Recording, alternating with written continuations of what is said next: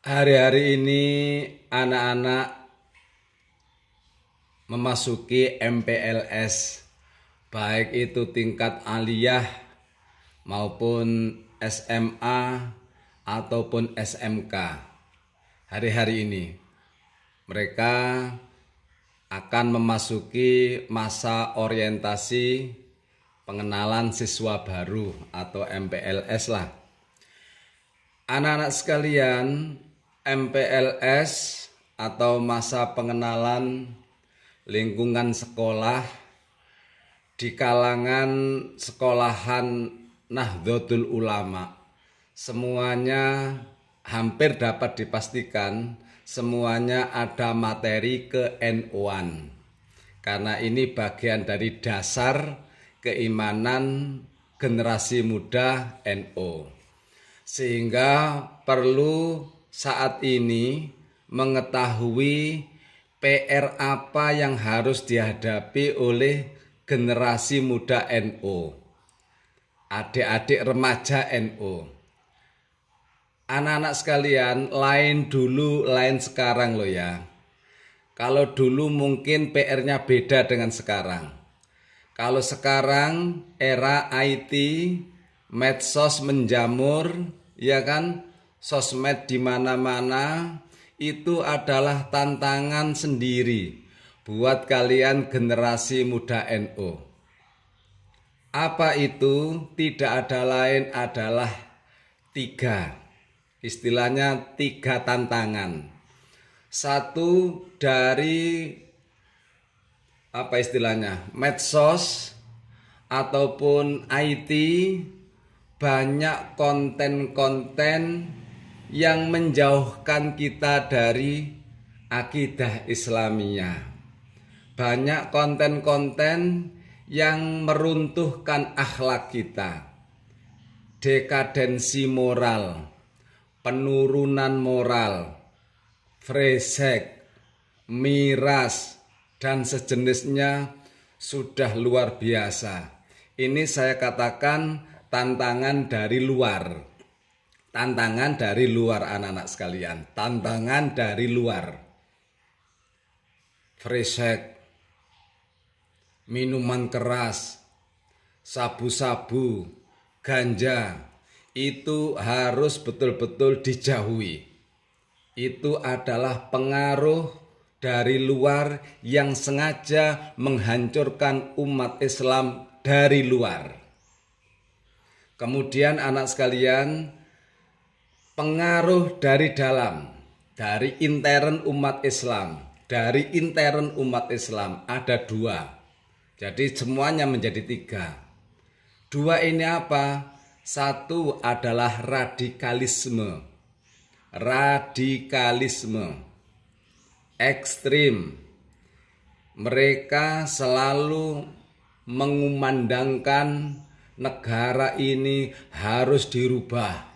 Ideologi negara Indonesia ini harus dirubah karena tidak sesuai dengan syariat Islam.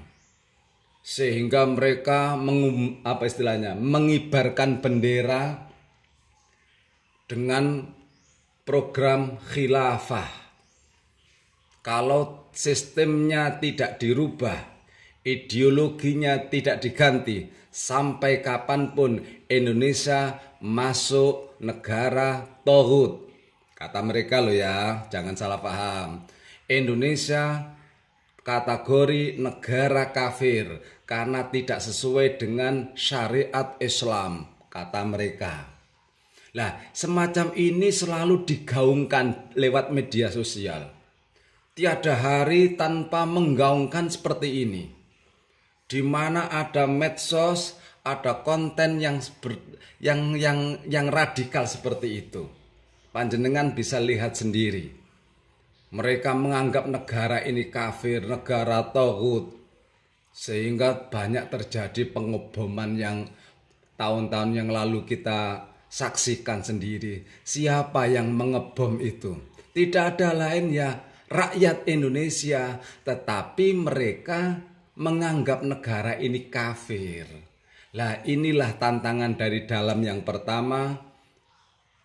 Mereka sekali lagi ingin merubah ideologi negara. Sehingga kita sebagai generasi muda NU saatnya mengetahui bahwasanya radikalisme semacam itu harus ditangkis, harus dihalau. Kalau tidak mampu, minimal kita menjauhinya. Anak-anak sekalian, PR yang ketiga. Dari dalam, yang kedua berarti. Kan yang pertama tadi dari luar, eksternal lah begitu.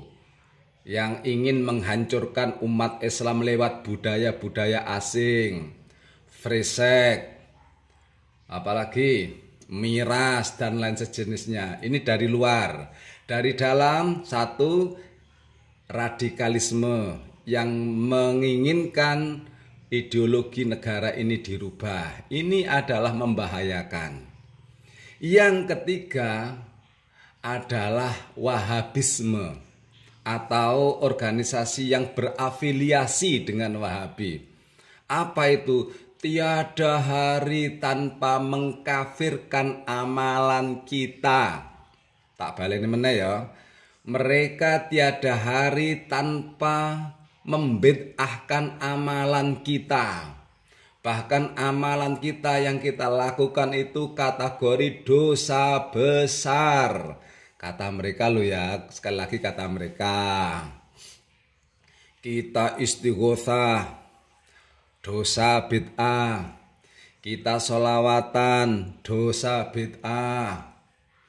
Kita ziarah ke wali, bid'ah musyrik. Kita apalagi? Tahlilan, dosa. Wis pokoknya tiada hari tanpa mengatakan amalan kita ini penuh dengan kemusyrikan. Amalan kita ini penuh dengan kebid'ahan. Dan ini adalah dikumandangkan lewat medsos-medsos itu.